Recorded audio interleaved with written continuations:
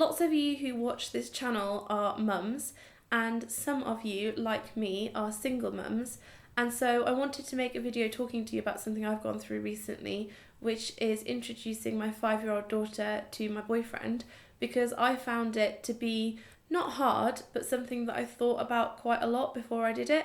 And I did quite a lot of online research just to get some other people's opinions, and I thought that I would add mine to the mix. So I've made quite a few notes here because I don't want to miss anything off, and I've got a lot to say. They're not in any really specific order, so just bear with me. If you're new, my name is Louise. I have a 5-year-old daughter. Recently, I introduced her to my partner, my boyfriend. He's called Liam, and that's the background information for you. Hope you stick around and watch more videos. Subscribe. So the first thing I did was be super upfront when I met Liam and told him that there was a child in my life and that she was my priority. And that way he knew right from the off that if children was something that was not in his peripheral or not something that he wanted in his life, then he had that opportunity very early on to bow out, and that would have been absolutely fine before either of us had got attached and before she had got attached, because the thing that is most important in all of this is the child, because I don't want Darcy to have to recover from a childhood. I came from a very turbulent upbringing. My mother died when I was 7, and my dad introduced me to, I'm sure he won't mind me saying this, a lot of women. I met a lot of different women in my dad's life, and it was always very confusing for me and found it very unsettling and unnerving. And also he introduced me to a woman that then became his wife for a period of 8 years, and she was incredibly unpleasant. She was physically and emotionally abusive severely, and that's something we'll talk on another day. So I think that my own upbringing has been a blessing and a curse, because how do I explain this? It's been a blessing and a curse because it's made me extra vigilant. I look out for a lot more safeguarding issues than I think that I would otherwise, but also it has made me extra sensitive. It's made me acutely aware of things. It makes it very hard for me to have people that I'm not comfortable with around Darcy, and it means that quite often I'll jump to the worst case scenario with something. So I'll always think of what happened to me, basically, because that is the worst case scenario, or one of the worst case scenarios. So it's meant that perhaps I am, with my list of things that I've done, I perhaps have been a bit too overcautious, or I have been paranoid, but that makes me feel comfortable to do all these things because I want to go to sleep knowing that I've done my absolute very best for her well-being, and if in the meantime I can take care of my well-being and my partner's well-being, then that's great too. So lay your cards on the table straight away and tell your partner you have a child. And I actually did say as well, and all this stuff happened to me, so it's made me very, very sensitive about these things. I talked about clear roles with him from the off. I explained that Darcy has a daddy. I'm not looking for a dad. You know, when you start dating someone, for me, I'm just dating him to have that relationship with him, and I want him to be a loving part of her life, but I'm not looking for him to play the dad role because I don't need him to play the dad role. She has a dad who is very present and very active and as much in her life as I am, so he's fulfilling that. Some of you though, if you're single mums, might not have that dad role in your life, so you have to just adapt what I'm saying to suit you. So with Darcy, I started talking about my friend Liam, and obviously she was hearing me talk about him with friends. Be very careful when you're talking to friends, because you'd be amazed how much kids pick up. Even though she's only 5, I'm always aware that she does understand more than I think she does. So if you're talking about the juicy details, you want to do that when they're not listening. But things like, oh, I saw Liam yesterday and stuff like that, I let her hear those things so that she became quite comfortable with the idea of him being around. And I also talked to her about him being my friend, so that at no point would anything be a shock, because I don't want to shock her with anything. And then when it did come to introducing her to him, I did it in a family setting. I didn't want to do like, Darcy, this is my boyfriend Liam, and for it to be very intense. So he just popped around when I was having a bit of a family evening on my decking. I had some family members over, and we were all just like having some food and drinks, and so he came over for about half an hour, and she was there and she was just playing, and I was like, oh, Darcy, this is Liam, and she said hello and then carried on playing. So he was in her presence but not in her face. Then as I carried on mixing the two of them together, so rather than just going on like private dates with him, I did it in quite small bursts. So we would do, he would come over at like 5 and she goes to bed at 7. So he would have dinner with us and then I would put her to bed and he would just like stay down here with me. Or we would just do short things like I would take her to the park and he would come and meet us there, and we'd have like 45 minutes of playtime, and then he would go back to his own house, so that gradually we built up to more things. But I didn't want suddenly there to be this man in her life that was there for like an entire weekend or entire days. And something that we did at the beginning and we're still doing now, and I'm keen to do throughout this relationship, I hope it lasts forever, but I'm going to be realistic and not everything does last forever, as I well know from earlier this year when I got dumped. There's a video on that. I make sure to have plenty of like just mummy and me time. So for example, last night I picked her up from school and Liam didn't come round because I just wanted to have that time with her to just, I don't know, be like, for 2 years it's just been me and her, and I like having that time just me and her, and I love it when Liam's here, but also it's still really nice for me and Darcy just to have that mummy daughter time, and also nice for her to have that time so that she has the opportunity, A, just to spend normal time with me, but B, if she's got anything she needs to say, we talk about things a lot. So I ask her if she's okay and how she feels, and I don't ask leading questions like, do you like Liam, don't you? I'm like, oh, what do you think of Liam? Or how does that make you feel when Liam comes around for dinner, and things like that, so that she's always got the opportunity to share her feelings with me. I want her to be able to talk to anybody, so if ever she had a problem, I would want her to be able to talk to me or her dad about it, and then one of us, we would, communicate with each other and resolve whatever issues there were. So far, we've had none. Touch wood, stays that way. As well as having really clear roles for Liam and saying that I'm not looking for a dad or a father to my child, I've also been really clear with Darcy that Liam is mummy's boyfriend, but Liam is not daddy, and that daddy is daddy. I think it's important for her to always have two strong pillars of people, mummy and daddy, and those people don't change, and they are your people on your team all the time, and whoever else ever comes in, mummy's here and daddy's here, and they're your support, they're your rocks. So I was really clear from the off, and I still talk to her about it now. I say, daddy's your daddy loves you, mummy loves you, and Liam is lovely, and mummy loves Liam too, and he's in our lives, and that's fantastic. But they both know where they stand with each other, and I don't need to keep reminding Liam because he's an adult, but I will keep reminding Darcy as we go along, just so that she's aware. I'm sorry if I sound really preachy in this, by the way. I can hear my own voice sounding preachy and I'm a bit conscious of it. Another thing that I've been cautious with is extended family. I haven't introduced Darcy to any of Liam's extended family yet. I will do eventually, partly because it's been difficult because a lot of his family live far away, but also I just want to ease her in really gently to this, and I want her to have a good few months of feeling really comfortable with Liam, and then slowly I'll do that. So something else that we don't do is we don't have sleepovers at Liam's house.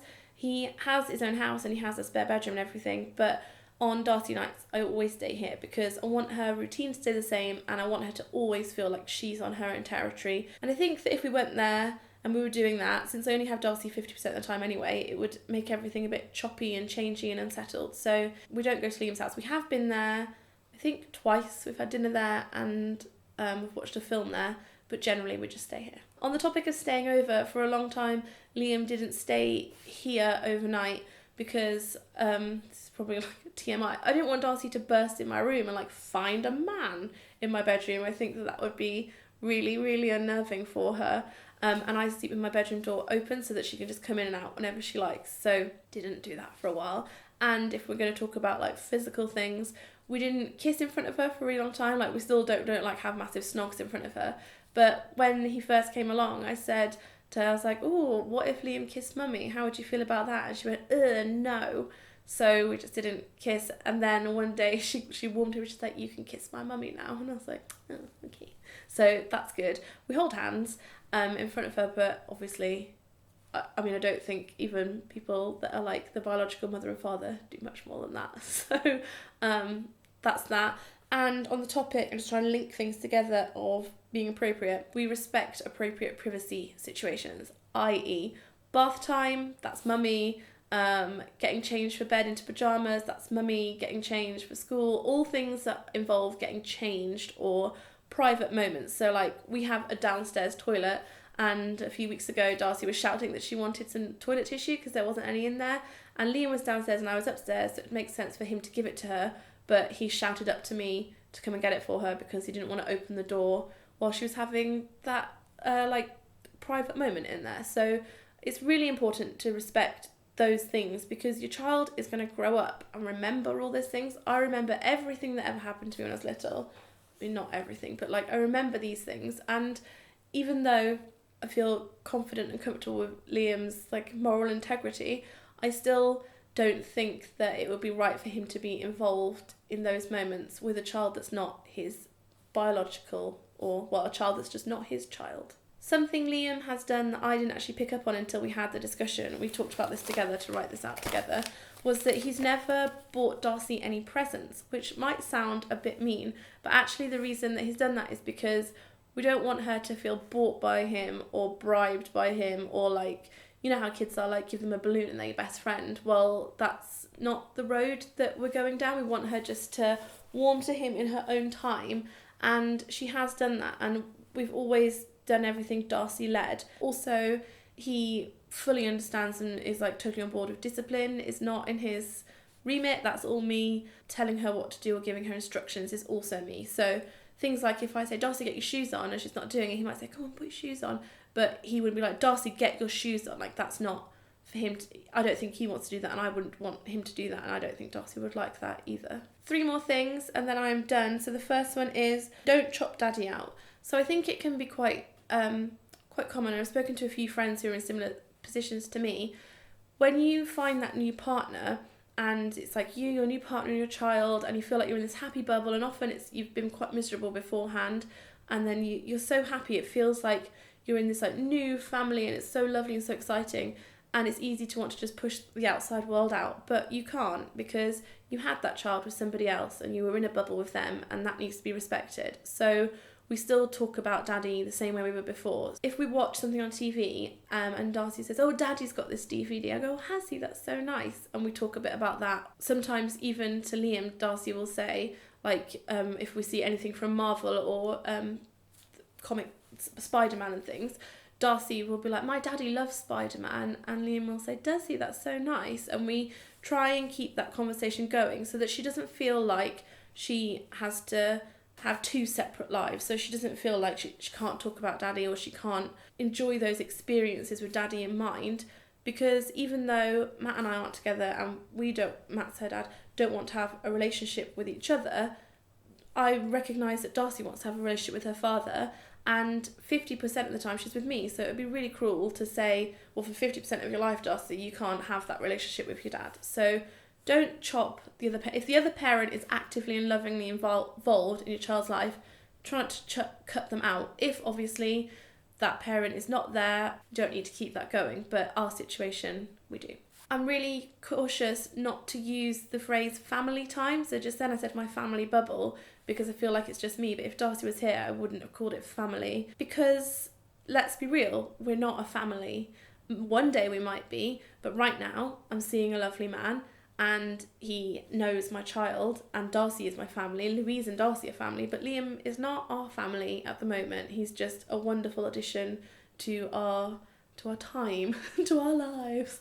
So I don't want to say family because I don't want to make either of them feel like, well, because I've labelled it, we're a family, because it's probably a bit too soon. So something else I've put online photos. We're quite private with our relationship. We haven't done the stuff on Facebook. I don't even think I've put a picture of him on my personal Facebook yet, and I obviously haven't put any on my Sprinkler Glitter, Louise Pentland public stuff.